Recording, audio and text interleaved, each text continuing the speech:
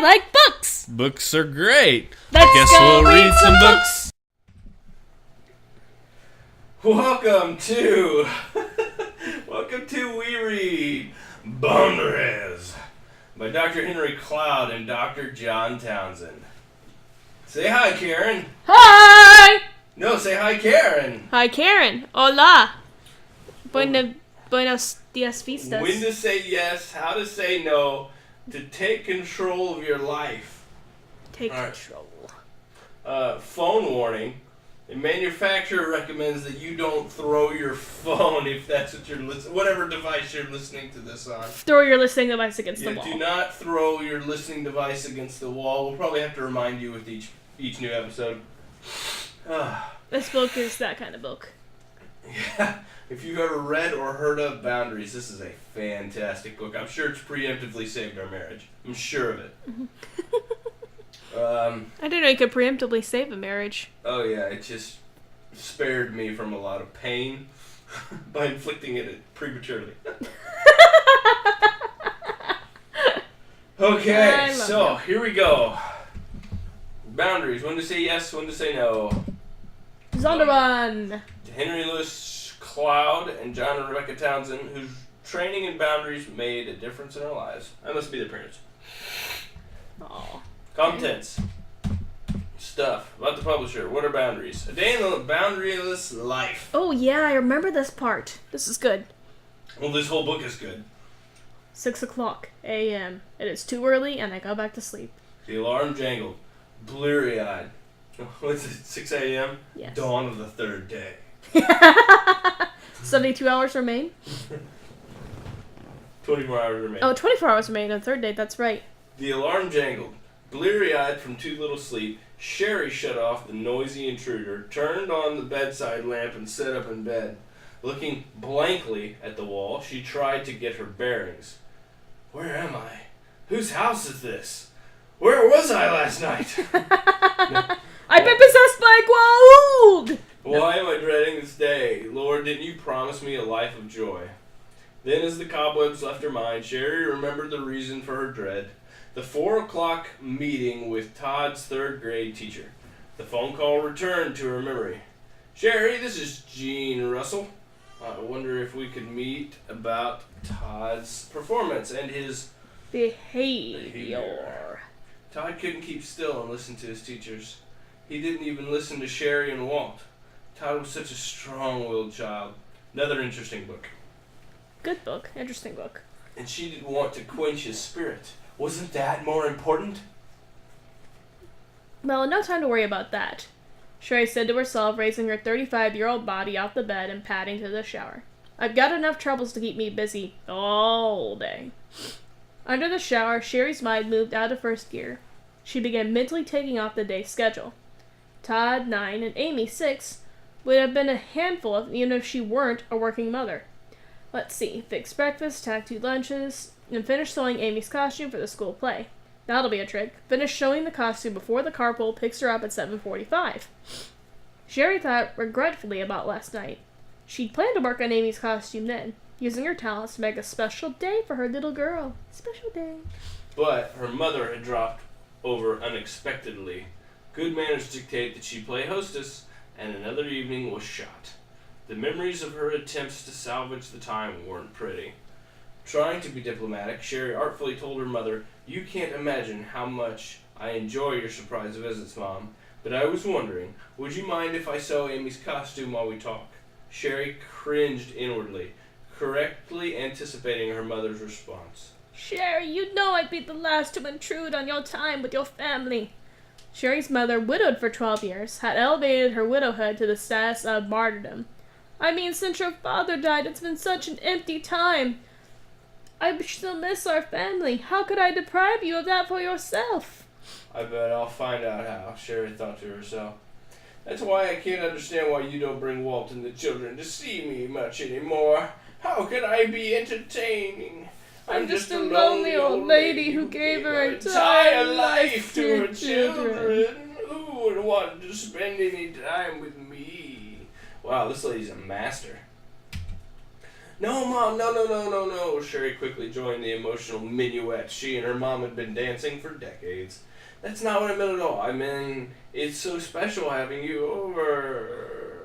Goodness knows, with our schedule, we'd like to visit more, but we just haven't had the time to, forced smile.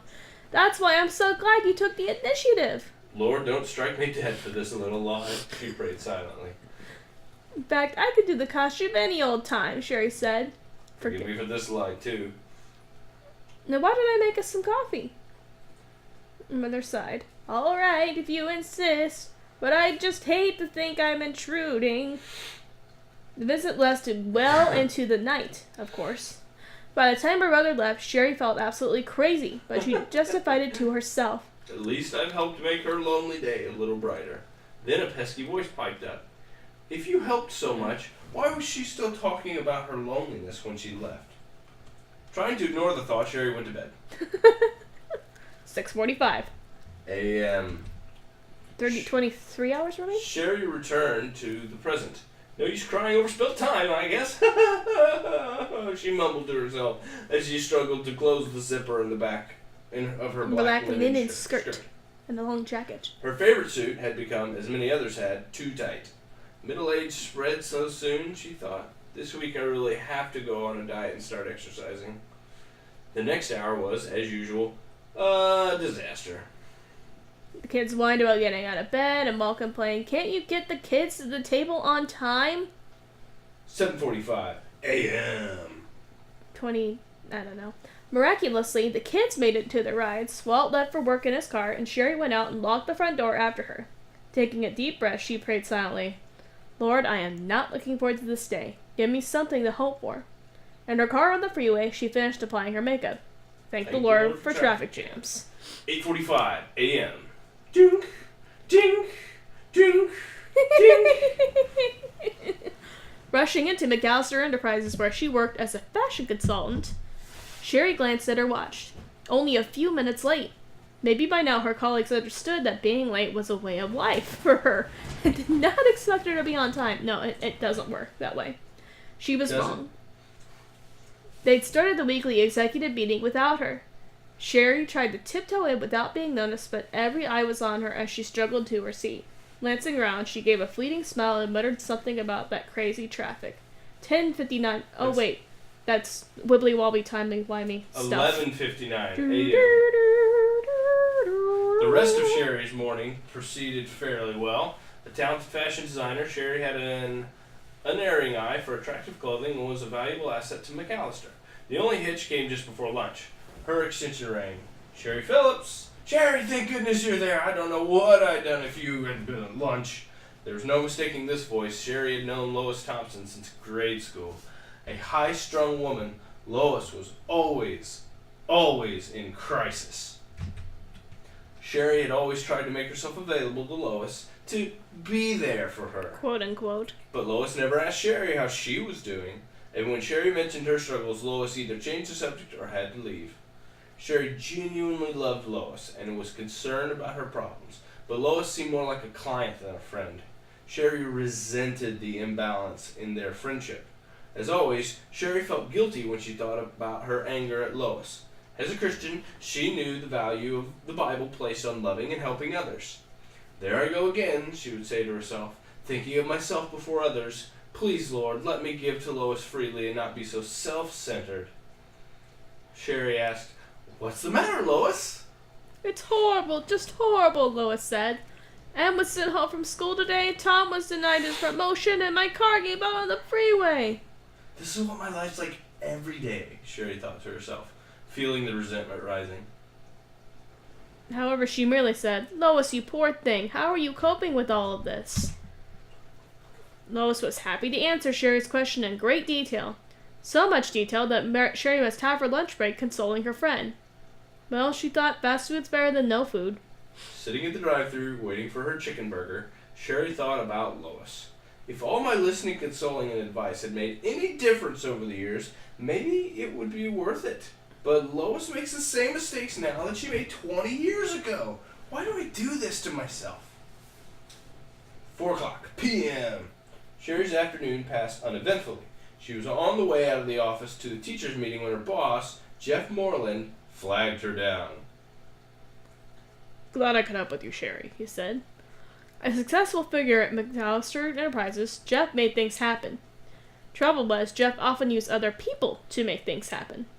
Shari could sense the 100th verse of the same old song tuning up again. Listen, I'm in time crunch, he said, handing her a large sheaf of papers. This is the data for the final recommendations for the Kimbrough account. All it needs is a little writing and editing, and it's due tomorrow. But I'm sure it'll be no problem for you, he smiled ingratiatingly. Shari panicked. Jeff's quote-unquote editing needs were legendary. Hefting the paper in her hands, Shari saw a minimum of 5 hours' work. I had this data in to him 3 weeks ago, she thought furiously. Where does this man get off having me save his face for his deadline? Quickly she composed herself. Sure, Jeff, it's no problem at all. Glad I can help. What time do you need it? 9 o'clock would be fine. And, thanks, Shari. I always think of you first when I'm in a jam. You're so dependable. Jeff strolled away. Dependable, faithful, reliable, Shari thought. I've always been described this way by people who wanted something from me. Sounds like a description of a good mule. Suddenly the guilt hit again. There I am, getting resentful again. Lord help me bloom where I'm planted. But secretly she found herself wishing she could be transplanted to another flower pot. Whew. This is just reading about this is stressing me out. I know, right? Oh my goodness. I'm just stressing you out. Yeah, stay tuned. If any of this sounds familiar, then this book may be for you. Jean Russell was a competent teacher, one of many in the profession who understood the complex factors beneath a child's problem behavior. The meeting with Todd's teachers... Wait a second, is this a whole nother story? No, this is... Remember she had the teachers thing at the very beginning, 6:45, and this is what she'd been dreading? Right, sorry. Why don't we leave off here and pick up for the next episode, okay? Don't want to spoil it all at once. This isn't stressing me out at all. No. Yeah. Yeah, I definitely don't need a 5 or 10 or even just to calm down from this story. No. See you next time. Goodbye. One day it occurred to me that we watch way too much TV, video games, and DVDs, while good and fun are just empty. About that time Karen came to me and she confessed that she'd like us to read, and for our family's sake she began to plead, and since I can't get by on my looks, we agreed and said, let's go read some books.